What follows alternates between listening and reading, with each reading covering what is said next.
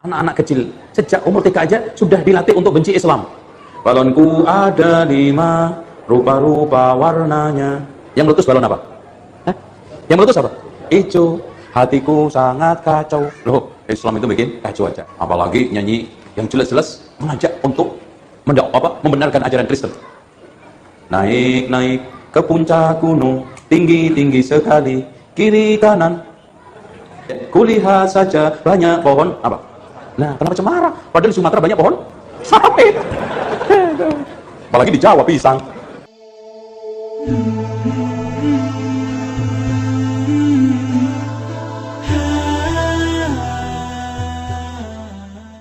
Assalamualaikum warahmatullahi wabarakatuh. Belum lama ini kita mendengar ceramah dari Ustadz Wahabi yang viral, yang mengatakan bahwa lagu anak-anak bisa bikin murtad, ada unsur kristenisasi. Apakah benar seperti itu? Tentunya kita sudah lama mendengar lagu-lagu seperti Balonku Ada 5. Kalau kita dengarkan liriknya, supaya kita bisa meluruskan apa yang dikatakan oleh Ustadz Wahabi tersebut. Balonku ada 5, rupa-rupa warnanya, hijau, kuning, kelabu, merah muda dan biru. Meletus balon hijau. Kata Ustadz Wahabi tersebut, loh, kenapa yang meletus balon hijau? Hijau itu melambangkan Islam. Berarti Islam hanya bisa bikin kacau. Nah, ini logikanya tidak masuk. Kalau memang hijau itu melambangkan agama Islam, ketika meletus, ketika Islam itu hancur, sudah sepantasnya hati kita itu kacau. Masa iya Islam hancur, meletus, rusak, berantakan, hati kita gembira? Sebenarnya kalau memang Islam itu dianggap sebagai balon hijau, ya sudah benar ketika balon hijau meletus atau agama Islam itu hancur, hati kita kacau. Sebenarnya kalau main cocok logi, kita bisa mengarahkan lagu-lagu ini, kita arahkan ke lebih husnudon, jangan kita kedepankan suudon. Itu pertama. Yang kedua,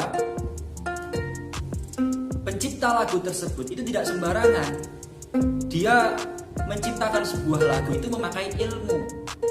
Kalau dalam pondok pesantren biasanya kita dikenalkan dengan ilmu arut untuk tata cara membuat sebuah lagu atau syair.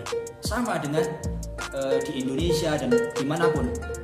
Dalam membuat lagu biasanya kita diajarkan untuk menyelaraskan sajak.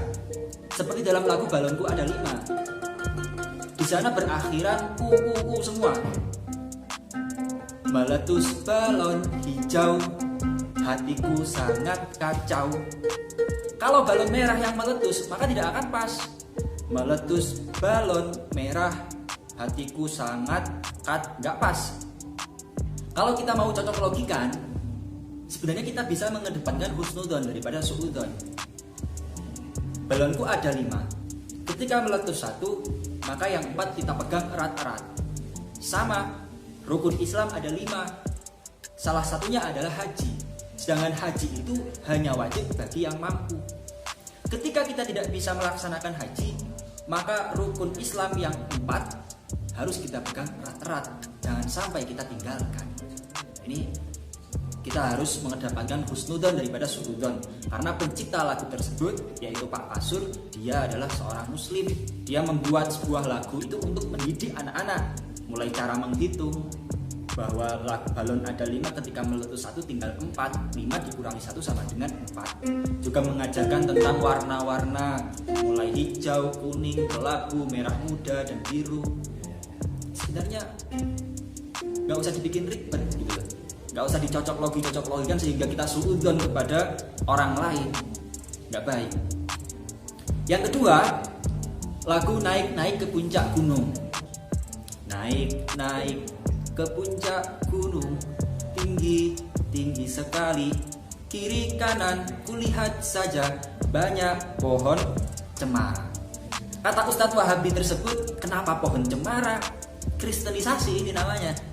mengajarkan kita untuk cinta kepada pohon cemara yang melambangkan pohon Natal. Loh, tunggu dulu bos. Kebanyakan di gunung-gunung itu tumbuh yang namanya pohon cemara. Kenapa bukan pohon sawit? Kenapa bukan pohon pisang seperti kata Ustadz Wahabi itu? Ya kalau kita mau cari pohon pisang, nggak usah jauh-jauh ke gunung. Kita cari di tengah jalan banyak pohon pisang. Apalagi jalan-jalan yang rusak, yang bolong-bolong, biasanya ditanam pohon pisang di situ. Dan lagu naik-naik ke puncak gunung itu juga memakai saja. Kiri kanan kulihat saja banyak pohon cemara. Kalau kita rubah jadi pohon sawit atau pohon pisang, tidak akan pas sajaknya. Kiri kanan kulihat saja banyak pohon sawit atau banyak pohon pisang, nggak pas. Nah, kita harus kedepankan husnudzon kita bahwa lagu naik-naik ke puncak gunung itu sebenarnya mengajarkan kita untuk melihat kebesaran Allah. Seperti yang ada dalam Al-Quran surat Al-Imran dikatakan bahwa inna fi khalqis samawati wal ardi wahtilafil laili wan nahari la ayatil liulil albab. Bahwa bumi, langit, pergantian siang dan malam itu semua adalah tanda-tanda kebesaran, tanda-tanda keagungan Allah bagi orang-orang yang mau berpikir. Dan kita naik ke puncak gunung, kita lihat, wah, kebesaran Allah, ada gunung yang begitu kokohnya, seperti yang dikatakan dalam Wal Jibala Autada, gunung itu menjadi paku dari bumi. Bayangkan saja jika bumi tidak ada gunung, mau jadi apa bumi tersebut. Kita lihat sekitar gunung, alam semesta, pepohonan, binatang-binatang, itu semua adalah kebesaran Allah. Bagaimana Allah menciptakan itu semua. Maka saya berpesan kepada Ustadz Wahabi yang bernama Zainal Abidin tersebut, ayolah kita orang Islam, kita kedepankan husnudzon kita kepada sesama muslim. Jangan sedikit-sedikit kita berburuk sangka, menfitnah, menebarkan amarah sana sini sehingga kita membenci satu sama lain. Ayo kita bareng-bareng orang Islam, kita tunjukkan kekompakan kita. Berdakwahlah tanpa menyinggung perasaan orang lain, tanpa menyinggung perasaan umat lain. Karena Islam mengajarkan rahmatan lil alamin. Ya, itu saja yang saya bisa sampaikan. NKRI harga mati. Assalamualaikum warahmatullahi wabarakatuh.